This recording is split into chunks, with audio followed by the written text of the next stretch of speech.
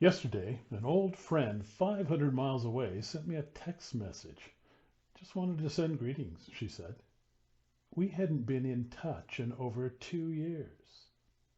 Same day, a friend thousands of miles away in Brazil posts on Facebook how, in the craziness of these days the whole world is living through, her personal practice of meditation has become more meaningful to her than ever. It's what has gotten me through, she says. But that's what I've noticed. Faced with a virus we cannot control, self-isolating out of love and concern for our neighbors, we seem to be driven both outward and inward. We cannot touch. We can't even get close to one another. If we venture out at all, we do so cautiously, with distance and avoidance. And yet, I see families doing things together, parents and children out riding bicycles, walking in the park.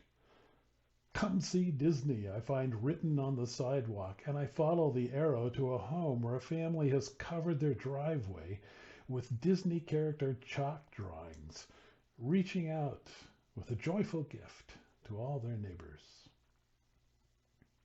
People I meet give me a wide berth, but they also give me a smile, or a wave, or a nod. No longer buried in their cell phones, they actually look up to acknowledge my presence. We are more distant from each other than ever, yet we seem to feel a need to reach out to each other. And a stranger's subtlest gesture of recognition is overwhelmingly touching to me. Some of you, like me, live alone. Being careful for yourself and others, you may have been self-isolating now for weeks or even months. I realized the other day that it had been 30 days since I had touched or been touched by another human being, and that it very likely would be another 30 days before I was touched again. One of the last people to touch me was a nurse who had to in order to put a needle in my arm. And it made me think how very important touch is to healing and health and wholeness, and how very hard it must be on our healthcare workers these days to find ways to care for us safely with distance. In every Easter story, there is closeness and distance, presence and absence, connection and isolation, rejoicing together and meditative solitude. I love the story in the 20th chapter of John's Gospel, where Mary Magdalene finds the tomb empty, and lost and alone, she just weeps. Jesus, on the other hand, is out walking in the garden, as if nothing could be more important upon rising from the dead than to smell the flowers again. But he breaks his contemplation to reach out to Mary by name. Mary, he says. And that's all it takes for her to recognize him. And yet, he will not let her hold him. Thomas, alone and honest in his doubts. Yet again, Jesus goes looking for him, reaches out to him. Thomas, who has to touch in order to believe.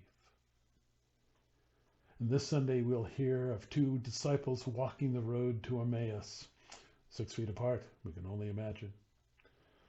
A stranger comes near, maybe a little too near, but in their fear and confusion, they cannot recognize the presence of Jesus in their midst. Not until he breaks bread do they recognize how close Jesus has been all along. But then, of course, he vanishes. In the loneliness of isolation, in the pandemic fear of others, and yet the pressing need for connection with them, I find a lesson I hope I will keep and never lose. I hope I will remember how these days have driven me both inward and outward.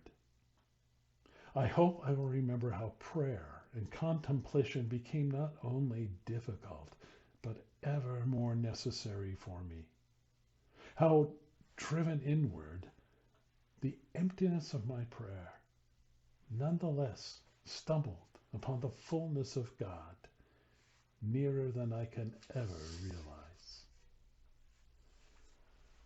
And I hope I will remember that the love of God is empty religion without the love of my neighbor.